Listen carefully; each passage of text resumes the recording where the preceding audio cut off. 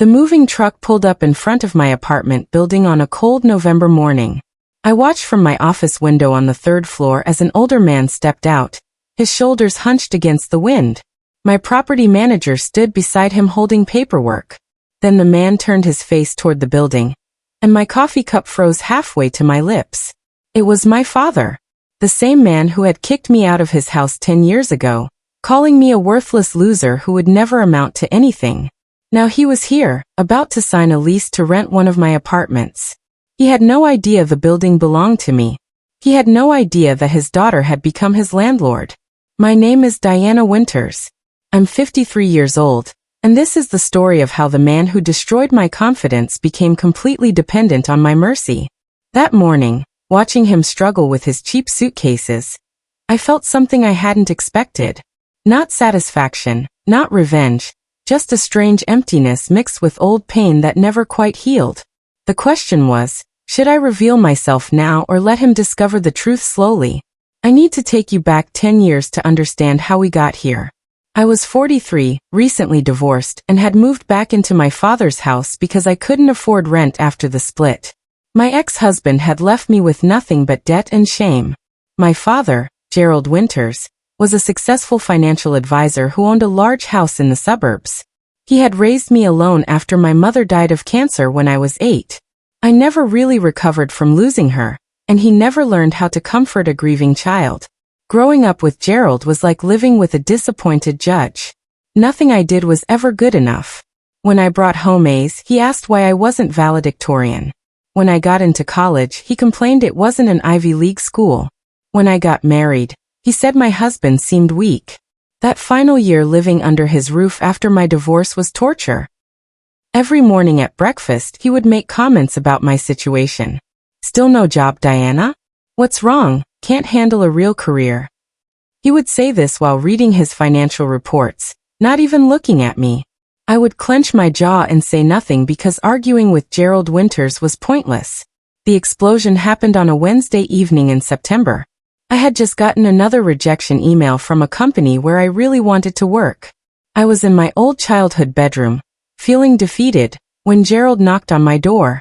I opened it to find him standing there with his arms crossed, and that familiar look of disappointment on his face. Diana, we need to talk, he said, walking into my room without being invited.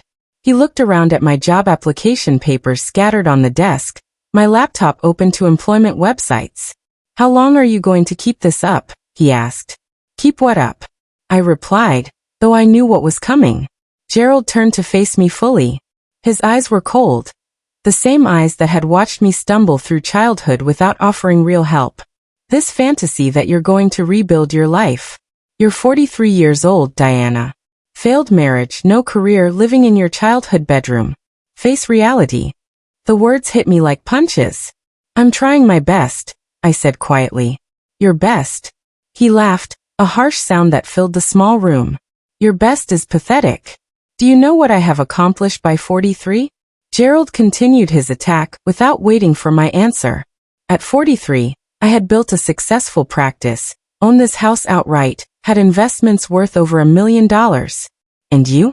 You're sitting in my house, eating my food, using my electricity, accomplishing nothing. I felt anger rising in my chest, hot and overwhelming. I've applied to 62 jobs, I said, my voice shaking. 62 rejections mean you're not good enough, he shot back. Maybe it's time you faced reality, Diana. You're a loser. You've always been a loser, and you're always going to be a loser. Those words hung in the air between us. A loser. My own father, the man who was supposed to believe in me, support me, guide me, had just called me a loser to my face. Something inside me snapped.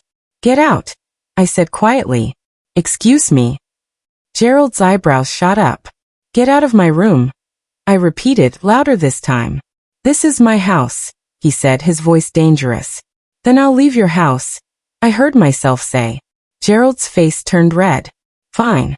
If you want to leave, leave. But don't come crawling back when you fail. Don't call me asking for money. You walk out that door, you're on your own. I started packing immediately. Gerald stood in the doorway watching me throw clothes into a suitcase. You don't have anywhere to go, he said. You don't have money. You don't have a job. What are you going to do, Diana? Sleep in your car. I ignored him, kept packing. My hands were shaking with rage and fear, but I didn't stop. This is exactly what I'm talking about, Gerald continued. No planning, no strategy, just emotion. That's why you'll never succeed. That's why your marriage failed. That's why you're a failure at everything. I zipped up the suitcase and turned to face him. Maybe you're right, I said. Maybe I am a loser. But at least I won't be a loser living with someone who hates me.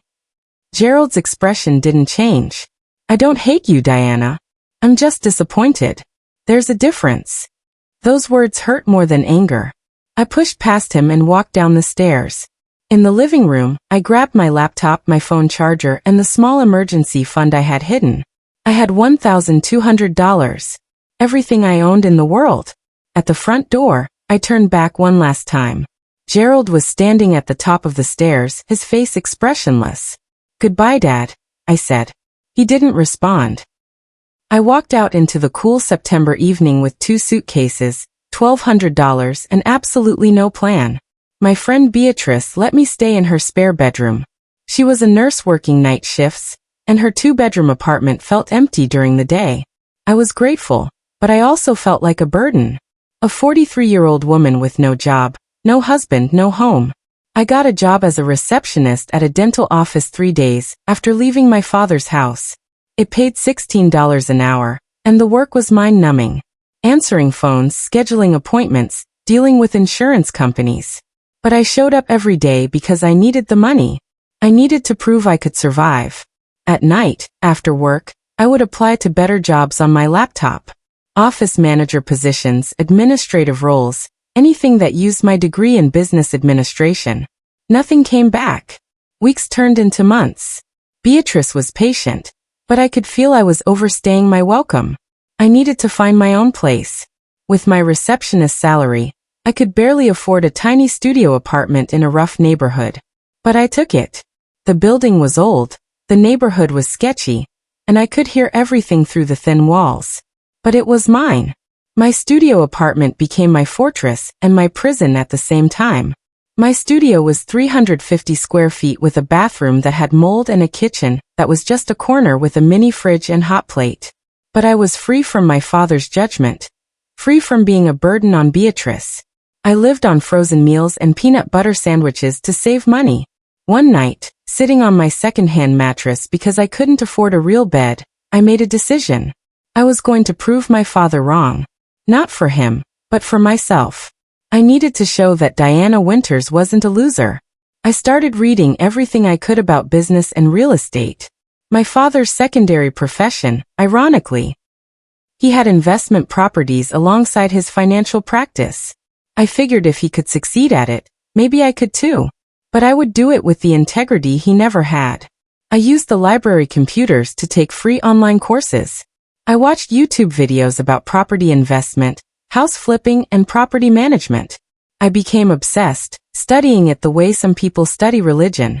At the dental office, I was known as the quiet woman who read business books during lunch. My coworkers thought I was strange, but I didn't care. I was building something, even if I couldn't see it yet. The breakthrough came from an unexpected place. One of the dental patients, an older woman named Florence, started chatting with me during her appointments. "You're always reading about real estate," she said one day. "Are you trying to get into that business?" I explained my situation, carefully avoiding the part about my father. Florence listened, nodding occasionally. "I've been watching you, Diana," she said. "You're different. You're focused. You're determined. I like that." She told me she owned 4 rental properties and was looking for someone to help manage them. Someone reliable who understood the business side. The pay was better than the dental office, and I would learn the real estate business from the inside. I accepted immediately, giving my 2 weeks' notice at the dental office.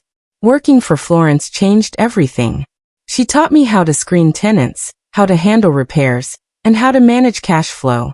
She showed me her books, explained her investment strategy. "Real estate isn't about getting rich quick," she would tell me.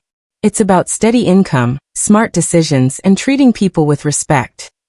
Within 8 months, I was managing all 4 of her properties. Florence trusted me completely. She paid me well and taught me everything she knew. I was 44 years old, living in a terrible studio, but learning valuable skills every single day. By the time I was 46, I had saved $22,000. Every extra dollar went into my savings account. I didn't go out, didn't buy new clothes, didn't date. My entire life was work and learning. Florence told me I was ready to buy my first property. You need to start building your own portfolio, she said. Don't just work for me forever. Build something for yourself. Finding my first property took 4 months of searching. I looked at dozens of buildings, analyzed numbers, and learned to spot good deals. Finally, I found a small triplex in a working-class neighborhood. It needed work, but the structure was sound.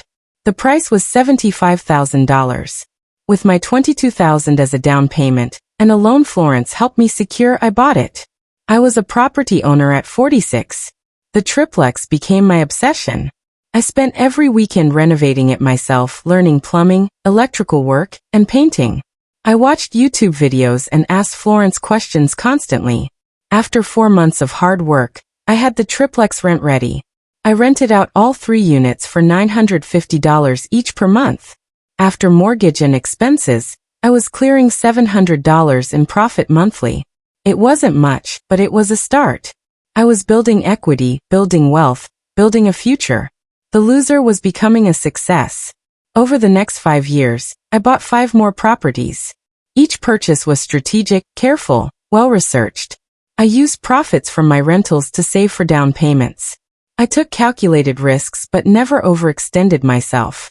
By 51, I owned 6 rental properties and was managing 10 properties total, including Florence's.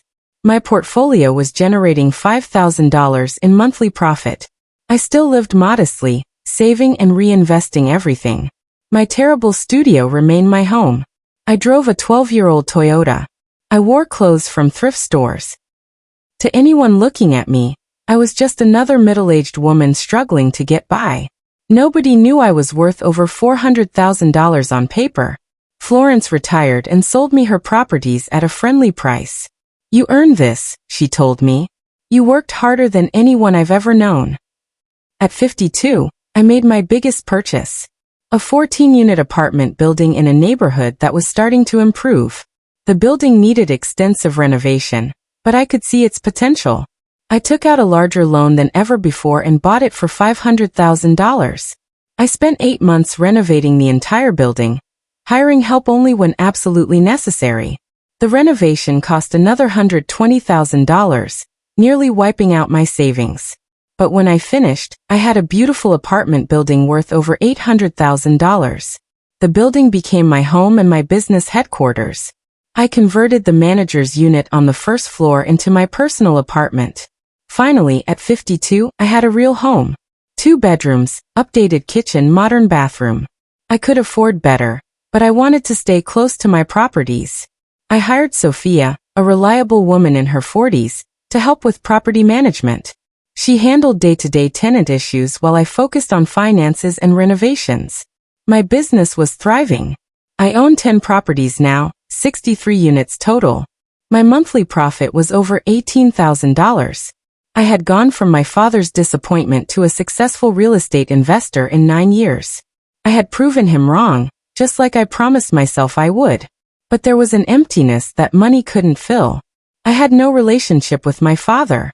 In 9 years, we hadn't spoken once. I didn't know if he even knew where I was or if he cared. Part of me wanted to call him, to show him what I had achieved. But a bigger part of me remembered his words. You're a loser. Those words still echoed in my mind during quiet moments. I had built an empire partly to prove him wrong, but what did it matter if he never knew? Then fate brought him to my door. Literally. The morning I saw my father arrive, Sophia had called me an hour earlier. Diana, we have a new tenant moving into Unit 3B today, she said. Older gentleman, references checked out fine. Seems quiet enough. I hadn't looked at the application myself. I trusted Sophia to handle the screening process. But now, watching my father struggle with boxes outside the building, I realized he had somehow ended up as my tenant. The coincidence felt impossible. My father had lived his entire adult life in that suburban house. What was he doing renting an apartment in this neighborhood? I called Sophia. The new tenant in 3B, Gerald Winters. What do you know about him? She pulled up the file. 72 years old, retired, fixed income from Social Security and a small pension. Lost his house in foreclosure. Needed affordable housing that accepted his situation. Why is there a problem? My father had lost his house. The successful financial advisor who had mocked my dreams was now bankrupt and renting an apartment. No problem, I told Sophia. Just curious. I watched him for another hour, unloading his pathetic belongings. Everything fit in one small truck. Where was his furniture, his possessions, the signs of success he had flaunted? Gone. All gone. I didn't introduce myself that first day. I stayed in my apartment, watching through the window as Sophia helped Gerald with paperwork. I needed time to process this impossible situation. My father, living in my building, paid rent to me without knowing it. That evening, I pulled his application file. The information was devastating. Gerald had lost everything. His financial practice collapsed when clients sued him for bad investment advice during the recession. He had made risky decisions with client money, and when the market crashed, his clients lost millions. His license was revoked. His house was foreclosed 2 years ago. He had been living in cheap rentals ever since, each one worse than the last. His monthly income was less than $1,400 from Social Security and a tiny pension. My apartment at $900 a month was all he could afford. I sat at my kitchen table reading my father's financial collapse documented in application papers. Part of me felt vindicated. The man who called me a loser had become one himself. But another part felt sad. He was 72, alone, broke, and living in a building owned by the daughter he had rejected. Over the next week, I watched him from a distance. He kept to himself, didn't socialize with other tenants. He looked older than 72, his face lined with stress and defeat. 2 weeks after my father moved in, Sophia told me there was a problem with the heating in Unit 3B. Mr. Winters is very apologetic, she said. But his radiator isn't working. Could you take a look? I usually sent a handyman for these issues, but something made me grab my tools. I'll handle it myself, I told her. I stood outside apartment 3B for a full minute before knocking. My heart was pounding. This was the moment of truth. Would he recognize me? Would he even remember he had a daughter? Gerald opened the door, and I saw confusion cross his face. He was looking at a woman with a tool bag, a property manager coming to fix his heat. He didn't recognize me at all. Mr. Winters? I said, keeping my voice neutral.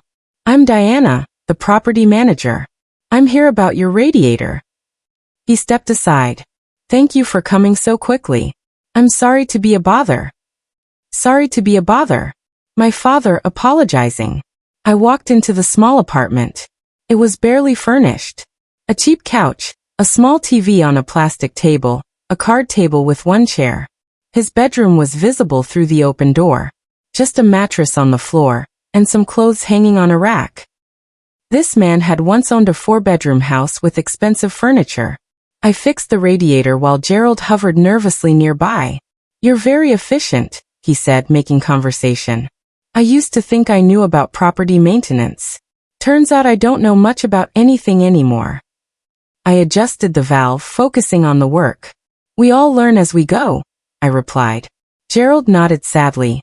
I was a financial advisor once. Thought I was brilliant. Turns out I was just lucky during good times and incompetent during bad ones. He laughed bitterly. I could hear the pain in his voice. The mighty Gerald Winters, humbled by his own failures. I'm sorry to hear that, I said, meaning it despite everything. It's my own fault, he continued. I was arrogant. Though I knew everything. Made risky decisions with other people's money, because I believed I was smarter than the market. He paused. I hurt a lot of people. Now I'm paying for it. I tested the radiator. It was working now. I started packing my tools, still not looking at him directly. You have a family? I asked casually. A daughter, Gerald said quietly. Haven't spoken to her in 9 years. kicked her out of my house when she was going through a divorce, told her she was a loser who would never amount to anything. I froze with my wrench halfway into the tool bag. Why would you say that to your daughter? I asked, my voice tight. Gerald sighed deeply. Because I was a cruel fool. A heartless fool who thought being harsh would motivate her. Instead, I destroyed our relationship and probably destroyed her. He sat down on his cheap couch, looking suddenly exhausted. I think about her every day. Wonder where she is, if she's okay. If she ever thinks about me. If she could ever forgive me for what I said. I wanted to scream. I wanted to reveal myself right there. But something held me back. Have you tried to find her? I asked. I wouldn't even know where to start, Gerald said. I threw away her number after she left. Told myself I was done with her if she wouldn't accept my guidance. He looked at me with watery eyes. You're kind to listen. I don't usually talk about this. But you have a gentle way about you. I finished packing my tools. The heat is fixed. If you have any other problems, just call the office. Gerald thanked me and walked me to the door. As I left, he said something that stopped me in my tracks. You remind me a little of my daughter. She'd be about your age now. Same determination in your eyes. I didn't turn around. I hope you find her someday, Mr. Winters. That night, I couldn't sleep. My father was living in my building, filled with regret, looking for the daughter he had destroyed. Part of me wanted to reveal myself immediately, to show him what I had become. But another part wanted him to suffer more, to really understand what he had done. I decided to wait. I would watch him, learn who he really was now, before making my decision. Over the next month, I observed Gerald carefully. He was quiet, respectful, and always paid his rent on time despite his limited income. He had no visitors. He spent his days reading in the community room and taking slow walks around the neighborhood. I started accidentally running into him. In the laundry room, in the lobby, outside the building. We would talk for a few minutes each time. He opened up to me in ways I never expected. One day in the laundry room, he told me about his childhood. My father was harder on me than I was on my daughter, he said, folding his worn clothes. He never praised me, never showed affection. I thought that's how you raise children, to be strong. I listened, seeing my father's story for the first time from his perspective. Did it work? I asked. Did it make you strong? Gerald laughed sadly. It made me successful in business for a while. But it made me terrible at being a father. I repeated the same mistakes because I didn't know any better. Another time, sitting on a bench outside the building, Gerald talked about my mother. My wife died of cancer when Diana was 8, he said. I was so devastated that I shut down emotionally. I couldn't comfort my daughter, because I couldn't even comfort myself. I had never known this part of the story. That must have been incredibly hard, I said. I failed Diana every day after that, Gerald admitted. She needed a father who could help her grieve, who could hold her and tell her everything would be okay. Instead, she got a man who buried himself in work and criticized her constantly. He looked at the sky. I was trying to make her tough so life wouldn't hurt her the way losing her mother hurt me. But I realize now that I just became another source of pain. These conversations were changing how I saw my father. Not excusing what he did, but understanding where it came from. He wasn't just a cruel man. He was a broken man who broke others. One evening, Gerald knocked on my apartment door. I opened it, surprised. Diana, I'm sorry to bother you, he said.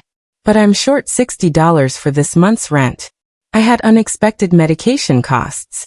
Can I pay the difference next week when my check comes? I could waive the $60 entirely, but I wanted to see how he would handle it. Let me talk to the building owner, I said. I'll see what I can arrange. I called Gerald the next morning.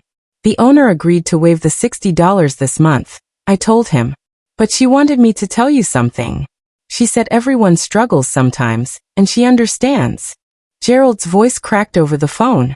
Please thank her for me. I've never had a landlord show me such kindness. Every other place threatened eviction over late fees. This means more than you know. After we hung up, I sat at my desk thinking. My father, grateful for $60 of mercy. The same man who had kicked me out without a penny. But I was learning something important. Gerald had changed. The arrogant, successful man who valued only achievement was gone. This man was humble, kind, and reflective. Complete failure had transformed him in ways success never could. I started leaving small gifts outside his door. A bag of groceries once a week, claiming they were from a community program. New light bulbs when he burned out. A warm blanket before winter, saying the building had extras. Gerald accepted these gifts with touching gratitude. He started helping other tenants without being asked. Carrying groceries for elderly neighbors, fixing small things for people who couldn't afford repairs. The man who once valued only money and status was finding purpose in serving others. I watched this transformation with complicated feelings. Pride that he was becoming better. Anger that it took losing everything for him to change. Sadness for all the wasted years. 6 months after Gerald moved in, Sophia quit to take a job closer to her aging parents. She recommended I hire Gerald to help with property management. He's reliable, he's handy, and he clearly knows real estate basics, she said. Plus he really needs the income. I had mixed feelings about this. Working with my father while he still didn't know my identity felt dishonest. But I also saw it as an opportunity to know him better, to work alongside him as equals instead of parent and child. I offered Gerald the job. 20 hours a week, $18 an hour. It would give him an extra $1,400 a month, doubling his income. He accepted with tears in his eyes. "You have no idea what this means to me," he said. "I thought my career was completely over. Thank you for this opportunity." We started working together. Gerald would handle minor repairs, show apartments to prospective tenants, and help with maintenance. He was good at it. Professional, kind to everyone, surprisingly humble. One day while we were repainting a vacant apartment, Gerald said something that changed everything. "Can I tell you something, Diana?" he asked. We were both painting walls, working side by side. "This job, this building, working for you, it's given me purpose again." I kept painting, not trusting myself to speak. Gerald continued. "I spent 40 years chasing success, making money, building reputation, proving I was somebody important. But I was miserable.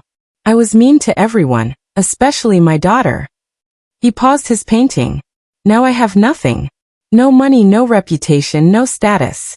But I'm more at peace than I've been in decades. Because I'm finally learning what actually matters." I finally spoke. "What matters?" Gerald smiled. A real smile I hadn't seen on his face since I was a child. People. Kindness. Being useful. Making a small positive difference. I helped Mrs. Torres on the second floor with her packages. I fixed Mr. Washington's stuck window. I smile at people in the elevator. These tiny things bring me more satisfaction than closing a big investment deal ever did. I understood then that my father had truly changed. Success hadn't made him a good person. Total failure had. "Do you ever think about your daughter?" I asked, my heart pounding. Gerald's face fell. "Every single day. I wonder if she's okay. If she's happy. If she found success despite what I said to her. If she ever thinks about forgiving a foolish old man." He set down his paint roller. "I wrote her a letter once 6 years ago. Sent it to her last known address. It came back undeliverable. I don't blame her for disappearing. I wouldn't want to hear from me either." We finished painting in silence. That evening, I sat in my apartment holding my father's rental application. The time had come to make a decision. I could continue hiding my identity forever, being his landlord and work partner, but never his daughter. Or I could reveal the truth and risk everything we had built over these months. I thought about the last 9 years. The pain, the struggle, the lonely nights in that terrible studio apartment. The receptionist job, the slow climb to success, the empire I built without him. I thought about Gerald 9 years ago. Arrogant, cruel, crushing my spirit with his words. And Gerald now. Humble, kind, broken in all the right ways. Which version was the real man? Or was he both transformed by time and devastating loss? I made my decision. The next morning, I called Gerald to my apartment. "I need to discuss something important with you about the building owner," I told him. Gerald arrived looking nervous, his worn coat buttoned against the cold. Is everything okay? Did I do something wrong? I gestured for him to sit. My hands were shaking. Gerald, I need to tell you something. The building owner, the person who's been showing you mercy, waiving your fees, giving you this job. That person is me. I own this building. I own 10 buildings actually. Gerald looked confused. You? But how could you possibly? I interrupted him. 9 years ago, a 43-year-old woman got kicked out of her father's house with $1,200 and no plan. That woman slept in a friend's spare room, worked as a dental receptionist, and lived in a roach-infested studio apartment. Gerald's face started to change. Recognition was beginning to dawn. That woman studied real estate obsessively. She bought her first triplex at 46. She worked endless hours, saved every penny, and built a portfolio from absolutely nothing. She became successful not because of her father, but despite him. Gerald stood up, his hand going to his chest. Diana, he whispered, his voice breaking. 9 years ago, that woman's father called her a loser, told her she would never amount to anything, kicked her out without caring if she survived. My voice is shaking now. That loser now owns 63 rental units worth over $3 million. Gerald collapsed back into the chair, his face completely white. Oh my God. Diana. It's really you. I'm so sorry. He couldn't form coherent sentences.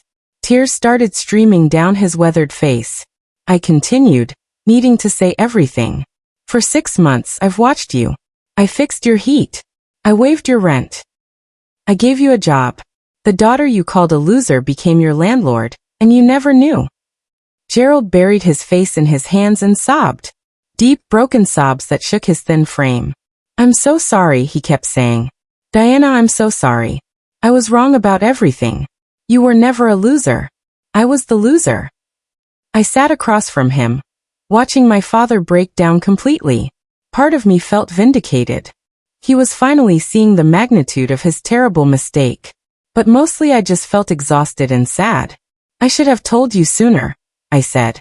But I needed to know if you had really changed or if you were still the man who destroyed his daughter's confidence. Gerald looked up at me, his face wet with tears. I don't deserve your forgiveness. I don't deserve anything from you. I was a terrible father. I was cruel and arrogant and completely wrong. He stood up shakily. I'll move out immediately. I'll quit the job. I understand completely. You don't want me here after what I did. I stood too.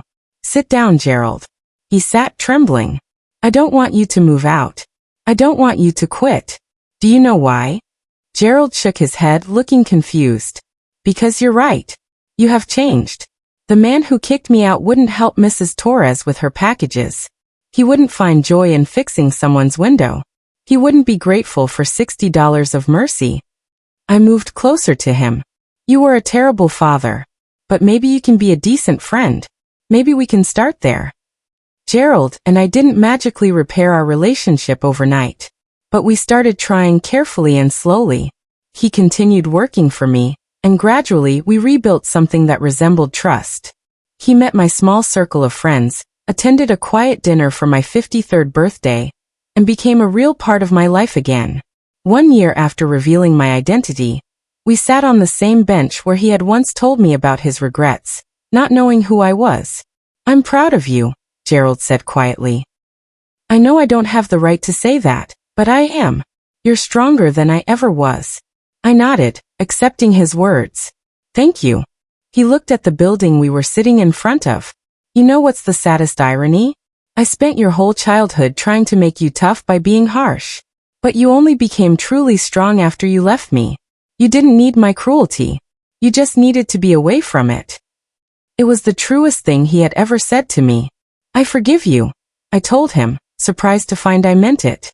Not because you deserve it, but because I don't want to carry that anger anymore. It's too heavy. Gerald cried again, but quietly this time. I don't deserve you as a daughter. No, I agreed honestly. But you're stuck with me anyway. My name is Diana Winters. I'm 53 years old. My father called me a loser, and 9 years later, he became my tenant. But somewhere in that decade, we both learned the same hard lesson. Success isn't about proving others wrong. It's about becoming someone you can respect when you look in the mirror. And sometimes the greatest victory is choosing forgiveness over revenge, even when revenge would feel so much sweeter.